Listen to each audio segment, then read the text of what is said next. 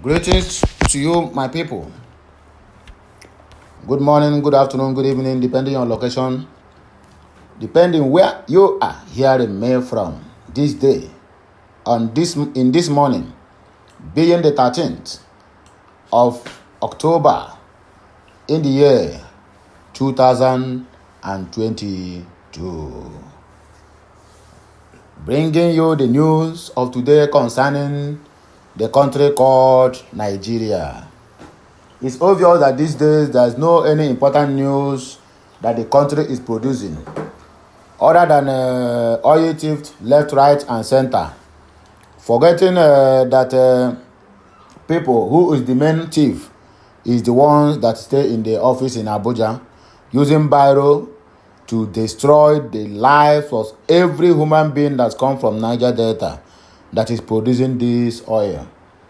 Nigeria is the worst nation, a worst country, whereby the people who produces what the country can use to boast in the international level are the poorest in the country. The Niger Delta is the poorest ever.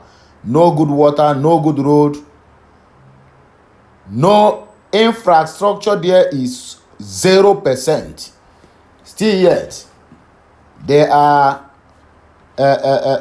looking for oil thieves.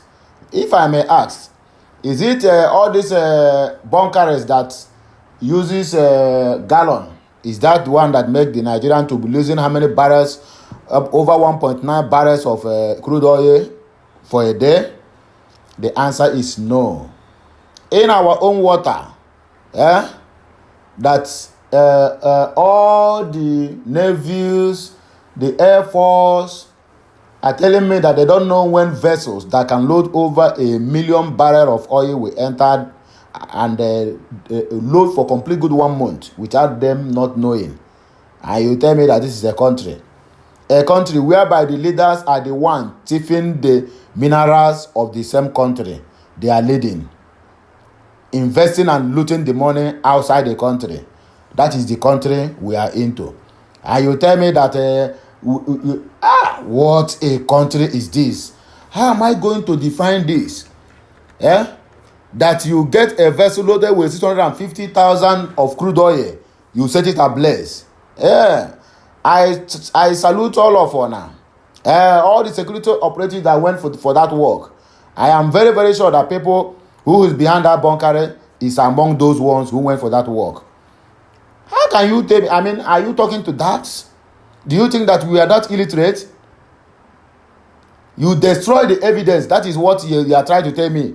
That you get a vessel loaded with 650,000 barrels of crude oil that will give Nigeria millions and billions of naira. You set it ablaze. And you want me to believe that? Come on, you people should look for more something interrogatory to lie. Not using this cheap lie that you people are using to confuse the illiterate women on the marketplaces. Oh, my people, sorry, I still remain your one and only Okute Daily Talk, bringing to you the news of the day, being the Thursday, 13th day of October in the year 2022. Let's go straight into the business of the day. The top news I have for you, the top newspaper headlines for today is what I am bringing to you, as the culture always be. We get the top headlines, then we pick the most important ones, emphasize on it, and also digest it to the understanding of every hooks and cranny, every hack, Dick and Harry out there in the Biafra land and also Nigeria country at large. So, do not touch the dial. Let's march forward. I have here in my list, and I quote, President Buhari swears in Justice Ariwola as substantive CGN. This one now, they are arranging the seat now for Tinubu. When it was his own time, they chased the person who's supposed to rule in favor of good luck. They chased him and put an Hausa man. So now it is the turn of Tinubu. They have to demote the Hausa man there and put Yoruba man. And they know how this Yoruba man will rule against Tinubu. They are preparing for the rigging of 2023. If you don't know it now. So If you are jumping up and down, Labour Party articulated and unifier, my dear, they have started the rigging, if you don't know. Number 2 on my list here, Supreme Court to give verdict on Delta PDP governorship ticket on October of this month, 2022. Another one here on my list, and I quote, Labour Party releases P2B presidential campaign cancel. We are coming. Do not touch the dial, because we have a lot to tell my people out there who is bent on hearing from me on daily basis. I greet you all, my fans. Another one on my list here, and I quote, Coalition raises alarm over alleged plot to remove INEC chairman. That is part of the rigging. If you people don't know, you better raise the alarm now before it is too late. Another one on my list here, APC, Abuja closed door meeting to decide fate of presidential campaign list. How many times are they going to name this campaign list? Are they not done with it yet? Do they want to name almost half of the country because they want to win the election? I beg, make on a ship job. Now, another one on my list here, Obi Baba Ahmed, Sean Labour Party presidential campaign unveiling. I read that on my former news. Governor Wike gives fresh political appointment to 28,000 persons. This news have appeared before and appeared again. I don't understand. Another one here on my list, and I quote, insecurity. Zamfara government announces reopening of 45 schools. That means you people now want to give more money to the bandits. The bandits are not yet defeated, and you want to open more schools. I don't understand. I do. Anyway, let's keep watch. Another one here on my list, and I quote, 2023 presidency. P2B is part of the ruling class. Oriba Diyan. I have read this news before. And we have the last but not the least on my newspaper's headline here. 2023 election. INEC deletes names of 2.7 million voters given reason. Well, we will see the reason when the time is right. I have another one here. It might not be the headline today, but I must make you to understand that PDP are not leaving any stone unturned, trying to see if they can get a ticket for the 2023 presidential election or the presidential seat. Atiku recruits James Ibori, David Mark, Peter Odele to beg Wike, Makinde, Autumn, and others to join their campaign. Let's see what happens there. The People's Democratic Party PDP and its presidential candidates, former Vice President Atiku Abubakar, has reportedly suspended his presidential campaign rallies. Why? Because Wike and others are not involved. Yeah, this is because the news is becoming more interesting on daily basis. Okute Daily Talk News understands that the campaign rallies originally scheduled for Kebbi and Zamfara states to take place on Wednesday 12 and Thursday 13, 2022, respectively, has been put on hold.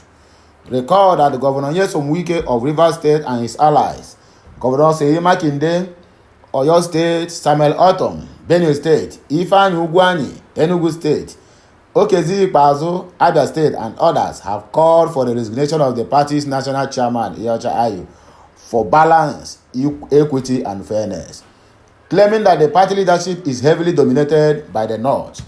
They are running a regional government and not a national government of the day, whereby they have taken almost all the Northerners to be the head of the party coming 2023 election. Then tell me, how are they going to include the Southerners or the Southeast when they are about to do or take some decisions concerning the party? So let's move on. We will know what happens next. Wike also stated that the national chairman promised to step aside once the party's presidential candidate emerges from the North, stressing that Ayu must resign before he agrees to campaign for Atiku. What is holding this Ayu? How can one person behold the entire party at ransom? Only one person, Ayu, and the other person disagree, which is Wike. I don't understand. How can these people be claiming they have the interests of the people at heart, whereby in their own party they have no peace and they can't even unify themselves? How are they going to unify the country of 250 million people? That is impossible. According to the Punch, source disclosed that the main opposition party was stopping its rallies to return to continue negotiations with the wicked group known as G5 governors. They don't give the name. Wow, it is becoming more interesting day in, day out. It was gathered that Atiku has recruited some party chieftains, such as former president of the Senate, David Mark, former Rivers State Governor and Wike's godfather, Peter Odele, and former Delta State Governor, James Ibori, to placate the Rivers State Governor on their rift. Speaking on the postponement, Secretary of the Presidential Campaign Council, former Publicity Secretary of the PDP and the party's campaign spokesperson, Kola Olobandiyan, said that the rally was not postponed or put on hold. They must have something to say. That is their own, where they get their food to eat. Because if they refuse to lie, they will not be getting the bribe they used to get on daily basis. So we move on. No. The campaign was not put on hold, said by the speaker. It was not suspended, he said. He said everything he had there is falsehood. It's all right. Also speaking on the reported postponement, the director and the strategic communications of the PDP Presidential Campaign Council, Dele Mamudu, another liar, debunked stories making the rounds in the media space that the party has suspended its rallies as a result of the rift between Atiku and Wike.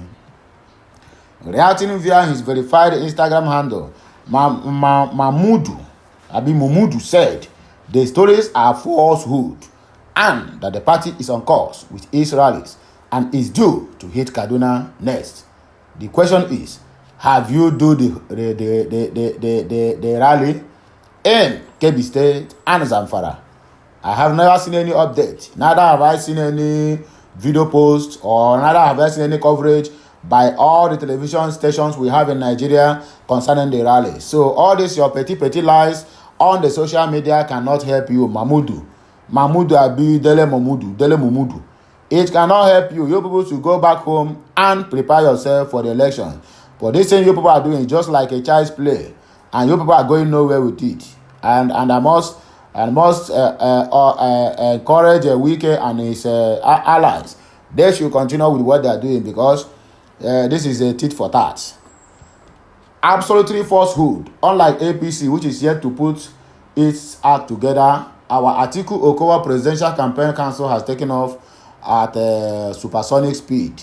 You people must surely have anybody to blame. Why can't you people focus on your problems? Other than every time when you have problem, you must find one party or the other to get involved in your complaints. I mean, what kind of a country is this? What kind of country is this? What kind of people are we dealing with? Are we dealing with human beings or animals who have no any moral of justification in what they do on daily basis? I don't understand. Anyway, that is by the way. That is the story for another day. Let's look into Buhari appointing Ariwola as a substantive CGN. Justice Olukayode Ariwola has been sworn in by the President Muhammadu Buhari as the substantive Chief Justice of Nigeria. Niger news gathered that the swearing-in ceremony was held on Wednesday before the commencement of the Federal Executive Council meeting. Those in attendance during the swearing-in include Vice President Yemi Osinbajo, the Governor of Oyo State, Seyi Makinde, and the Governor of Ondo State, Rotimi Akeredolu. Justice Ariwola, while addressing newsmen after the swearing-in ceremony, called on politicians in the country to allow the judiciary to function properly as the 2023 elections approach, while promising reforms at the apex court. So this is how they have planned to rig the election. Very soon they are going to demote the chairman of INEC. Maybe that one have refused to collect any bribe. Now they have demoted the CGN of the federation. Okay, PDP and other political parties, you people should take note, because as for this 2023 election, it has been rigged, confirmed, and it is dead on arrival if you ever approach the court, because this one said will not even look at your face as long as Tinubu is concerned. So they have went for their inner caucus meeting day before yesterday. Yesterday, the CGN was demoted and another one was appointed.